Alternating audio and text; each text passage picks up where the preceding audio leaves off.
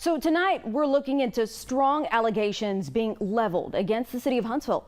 It's coming from a family in Huntsville who claimed decades ago the city of Huntsville and officials systematically stole the land their family once owned.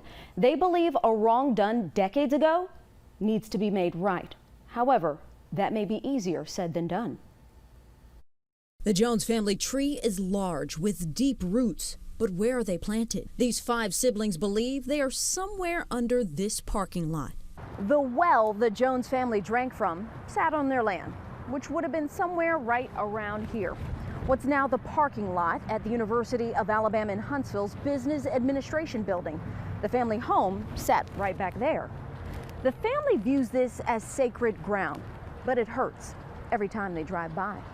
During the time that we were living on the land, we wasn't rich, but we had everything that we needed in life. We had it, and then we didn't have it. You know what I'm saying?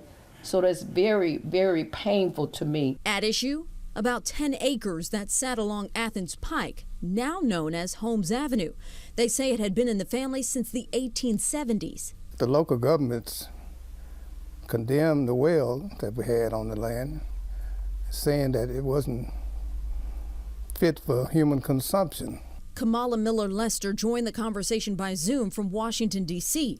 She's the lead researcher for Where Is My Land, a grassroots organization that helps families and descendants reclaim stolen land through advocacy. She's been working with the Jones family for a little over a year. Their father was actually offered money to purchase the small parcel where the well was. However, that well was the only water source for their home, and it had been in the family for almost a century, and he turned down that offer.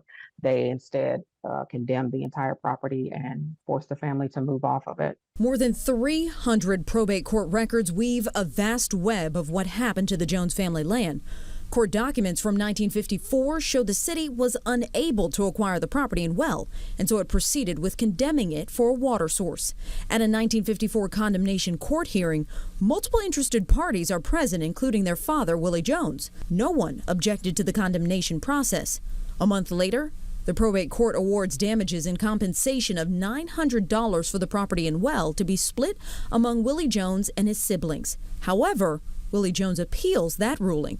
Yet the well is condemned anyway. Miller-Lester says at that point, word starts to spread through the community that a university is moving into town and offering money to landowners. And that's when things get confusing, with more than 150 people coming forward claiming to be descendants with rights to the land. Even court documents say, quote, "It appears that the titles to said tracts of land are so clouded and uncertain that condemnation of same shall be necessary in order to acquire clear title." UAH provided documents where it appears to show in 1958 Willie Jones and his wife Lola signed the deed over to their land to W.L. Sanderson, at the time the chief of the Huntsville Land Acquisition Office. Miller-Lester and the Jones siblings say the documents were forged. Willie Jones could not read or write. Years prior in court records, Willie Jones signed his name with an X and had a witness present. The Jones siblings even hired a forensic handwriting expert who determined the signatures were not genuine and eerily similar. He didn't know with his 3rd grade education what was going on. Eventually, the sum of $25,000 is awarded, with claimants receiving their cut of $1,250. However, Willie Jones never received his payout. This is where I feel like that the process of condemning the Jones land was it was methodical, and it was almost conspiratorial in nature. However, the legal hurdle for the Joneses is high. Statute of limitations, in my opinion, and in the opinion of my organization, should not apply in situations where there are cover-ups, where there are missing documents. She says legislative action may be necessary.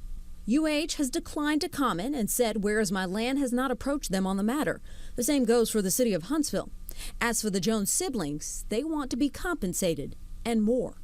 You can't put a price on historical land since 1870, and we want our kids and grandkids to be able to go to school at that college for free. So just last year, Where Is My Land was instrumental in the landmark ruling returning Bruce's Beach to its descendants in California for $20 million. It was oceanfront property that was seized by the city in the 1920s. Now, the effort to reclaim the Jones family land has already garnered more than 4,000 signatures on an online petition. And the hope is the hashtag Justice for Willie Jones will gain traction.